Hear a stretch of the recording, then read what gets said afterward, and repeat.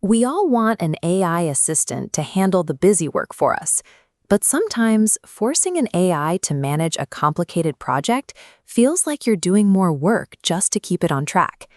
To understand why that is, imagine you've hired the world's smartest assistant, but there's a catch.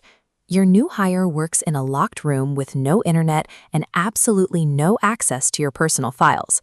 If you slide a note under the door asking for a polite email draft, they can do that perfectly.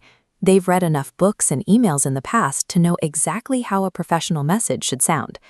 This is level 1, a large language model. You provide an input, and the model produces an output based on the patterns it learned during its training.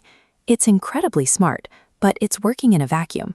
The limitation becomes obvious the moment you ask a personal question, like, "When is my next coffee chat?" Because the AI is locked in that room, it can't see your calendar. It doesn't know who you're meeting or when. It can't go find that information on its own. Level 1 AI is brilliant, but it's passive. It's a genius sitting in a box, waiting for you to tell it exactly what to do with the information it already has. To make this assistant actually useful for your daily life, we have to give it a set of tools and a specific rulebook to follow. This is level 2, an AI workflow. A workflow is a rigid, step-by-step path that a human builds for the AI. You are essentially laying down tracks for it to follow. Your rulebook says, "Whenever I ask about a meeting, go check my Google Calendar first." Now when you ask about your coffee chat, the AI follows the track, grabs the data, and gives you the correct answer. Think of this as giving the AI the ability to check its work. It retrieves outside information, like your specific schedule, to make sure the answer it gives is actually based on your real-world facts. But workflows are only as smart as the rules you write. If you ask a follow-up like, "What will the weather be like for that chat?" the system breaks. Your rulebook told the AI to check the calendar, but it didn't say anything about checking a weather app. This is the bottleneck. Workflows are like trains on a track. They can't steer. If you want the AI to handle the weather, you have to manually build a brand new track and rewrite the logic yourself. While these workflows can automate a lot of tasks, they are still limited because a human has to plan every single turn in advance. But what if we stopped trying to build the tracks ourselves and let the AI figure out the route? This is level 3, the AI agent.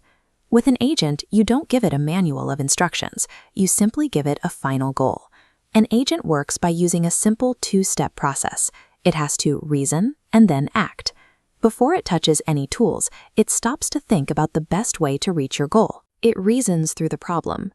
To tell them about the weather at their meeting, I first need to find the date on the calendar, and then I need to look up the forecast for that specific day. Then it acts. It executes its own plan, reaching out to the tools it needs and gathering all the pieces to give you a complete answer. The breakthrough here is that the agent is building its own path in real time.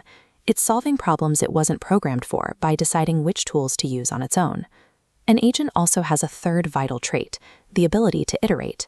Unlike a standard workflow, an agent can look at its own work and decide it isn't good enough yet. It can draft a response to your client, read it over, realize the tone is too formal, and then choose to rewrite it to be friendlier before you ever see it. This trial and error happens automatically. You don't have to keep tweaking your prompt because the agent is already checking its own work against the goal you set. So, level 1 is the large language model, a brilliant assistant waiting for your input. Level 2 is the workflow, the AI following a specific track you built. And level 3 is the agent, an AI that can think, choose its own tools, and self-correct to get the job done.